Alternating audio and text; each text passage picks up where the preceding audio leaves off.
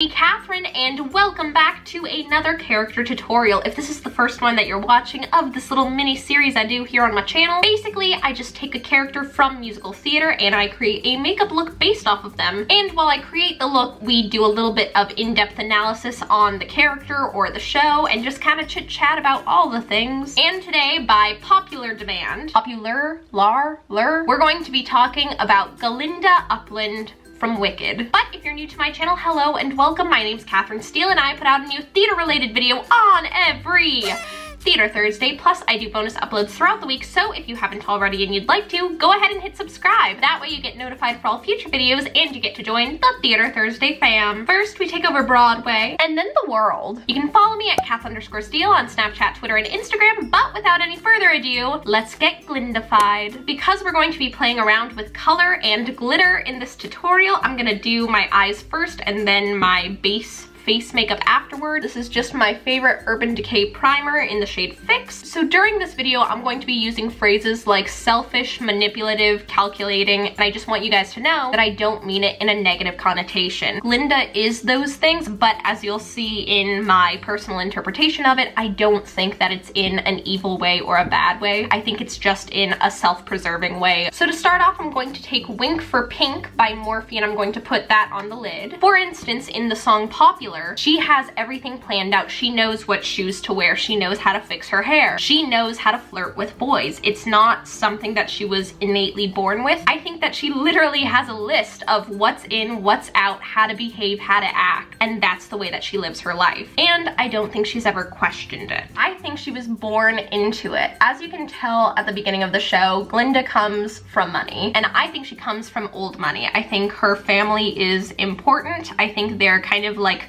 society people, and that Glinda has always had her life mapped out for her. In fact, it kind of seems like Shiz is kind of like the equivalent to an Ivy League school, like a Yale, a Harvard, one of those kind of older, established, prestigious schools. Glinda gets in because of her connections and money, whereas Elphaba gets in a little bit because of her connections because her father is a politician, but not really like a high up one. I think it's mainly off of Elphaba's skill and intelligence. I think you can especially see a little bit more of Glinda being a political social climber in Act 2 when she gets engaged to Fiyero. So at the core of Wicked, I really think that this show is about friendship and it's about forgiveness and the people who have impacts on our lives. I think at the beginning of the show, Glinda's really never had a real friend, and I don't think she's ever had an equal. As you can see, a lot of her so-called friends kind of are like her groupies or cronies, like they're not really her friend. They're all below her, and she thinks that she's better than them. I'm gonna go ahead and take this white shadow by Morphe. I think it's in the shade Porcelain, I wanna say. Porcelain, yeah, I was right. Glinda has always been used to being the best in her group. She's always been the prettiest, the most popular, probably the richest too. She's never had an equal or anyone that was ever really on her level. And that's what's different with Elphaba. Elphaba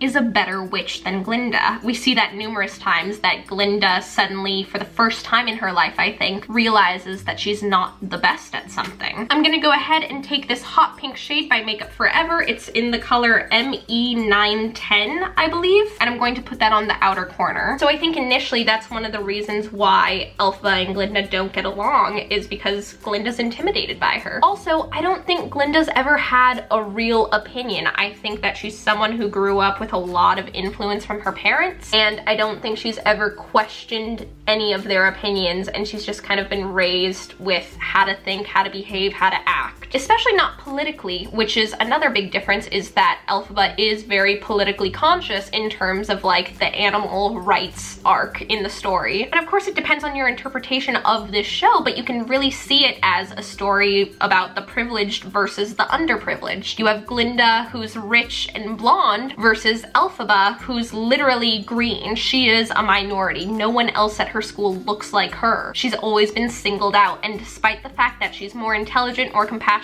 and more talented, no one's following her because she wasn't born into the same world that Glinda is. And then Elphaba stands up for the other second-class citizens, the animals, who are literally losing the privilege to speak, which again serves as a metaphor of like voices of the oppressed and minorities being silenced. I'm gonna go in with this baby pink shade, which is I-872, and I'm going to put that just on the inner corner over here. Another thing I wanted to talk about is Glinda's ability to manipulate. Because she was born in a place of privilege and because people listen to her, she's become a great manipulator. Again, I think it's something that she was taught, probably by her parents.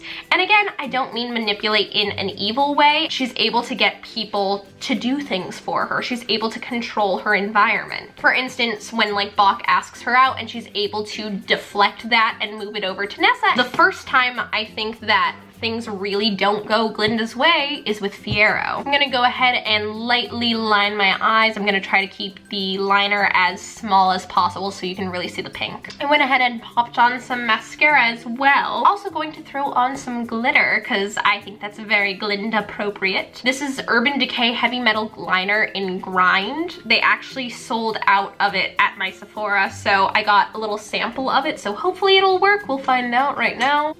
Ooh, girl, yes, girl. I'm just gonna blend out, that was my Naked Foundation, Naked Skin by Urban Decay. I think the betrayal of Fiyero leaving Glinda isn't really that deep. I think that Glinda definitely liked him, but I don't know if she was even really in love with him.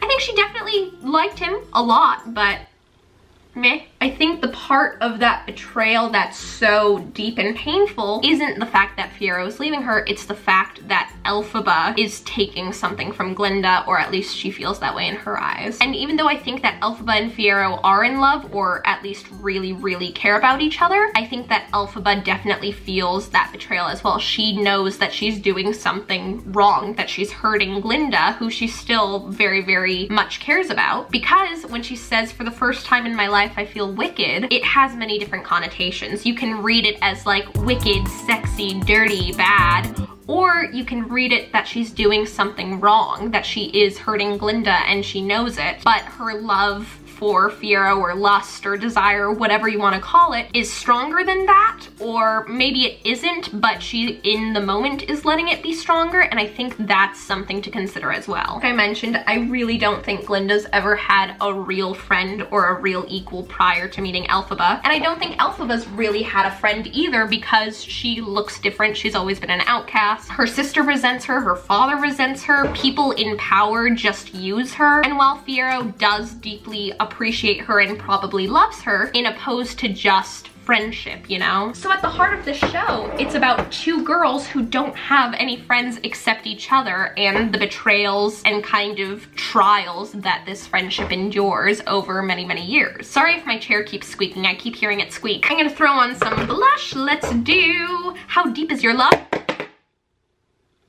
Oops. How Deep Is Your Love by Too Faced in this cute little heart packaging that I feel like Glinda would very much appreciate. I think I'm gonna add a little more glitter. I'm going to go back in with that Urban Decay glitter, and I'm also going to use some of this Steele, what's it called? This is in Diamond Dust. So the climax of the show is No Good Deed, where Elphaba kind of eternally swears off of goodness and helping others, which has been a defining trait for her through the show. And she decides in this song to be selfish. That's going to be her new motto, which is what Glinda's been the entire time. Elphaba teaches Glinda to be more compassionate and to think her actions through and to think about how they affect others. And Elphaba learns from Glinda that sometimes you need to look out for yourself. You need to do what's best for you, and you see that during like Defying Gravity. So during No Good Deed, Elphaba swears off of goodness. The song is literally called No Good Deed, which I think is specifically interesting because Glinda's name, now that she's famous, is Glinda the Good. Elphaba is swearing off of goodness, whereas Glinda is goodness personified. This is the high point of their friendship is never going to work. They're never going to work it out. However, in the real finale of the show, they repair their friendship where we have that word coming back, good, for good. I think that's so clever, and I think that because of that, we really have to address and think about goodness and good versus evil and how it fits into this show. While I don't think that Glinda is evil, at least intentionally, she personifies good, but she acts selfishly, whereas Elphaba has always been perceived as bad, yet she's quietly doing good. She's helping people who can't get help otherwise. But of course, at the end of the show, they reconcile, and it's not really clear if they really save their friendship because they're presumably never going to see each other again, but there's at least forgiveness and the understanding that they've influenced each other and they'll always keep each other in their hearts, which I think is also important because not all friendships work out. I think you know that and I know that too. I have friends that I either don't talk to anymore or I don't see, and it's not specifically out of like, I'm never going to talk to you again, but you just kind of grow out of each other, you move on, you know, whatever. But you're still grateful for the effect that they've had on you and on your life, and you're still very cognizant of the fact that you are who you are today because of them. I'm gonna go ahead and throw on some lashes, so I will be right back. I'm back. I went ahead and just put on some Glinda-y things. I wish I could match it more exact, but this will have to do for the time being. This is Rose Julep by Buxom. Oh yeah, that's real nice and pink. So this is the finished Glinda tutorial. If you guys have any requests, suggestions, questions on which character I should do next, comment it down below. As you guys know, I read like every single comment, so definitely comment down below. I also want to hear your thoughts on Wicked, Glinda, Elphaba, friendship. Hope you guys liked this video. If you did, please give it a big thumbs up. It really helps me out, and it also helps me out to know what you guys like seeing here on my channel. I love you so much. Break a leg. And if you're watching this on the day it's uploaded, happy Thanksgiving. I love you guys, and I am so thankful for each and every one of you. I hope you're having a great day, and I'll see you guys next time. Bye! Side note, I'd like to personally thank every single person who's ever commented that I remind them of Cara Lindsay, because I love her and she's beautiful and perfect. So thank you. I see you guys. Thank you. Thank you.